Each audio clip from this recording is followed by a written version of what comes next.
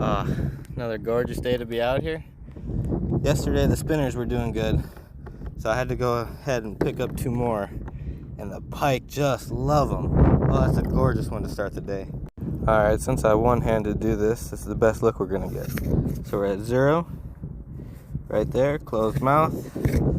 Follow the gorgeous big old fish. Oh, we're going to, ooh, that was right around 24 inches.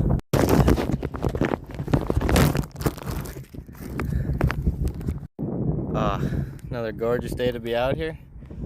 Yesterday the spinners were doing good, so I had to go ahead and pick up two more, and the pike just love them. Oh, that's a gorgeous one to start the day.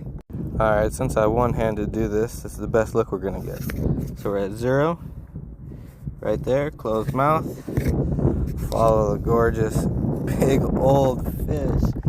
Oh, we're going to, ooh, that was right around 24 inches.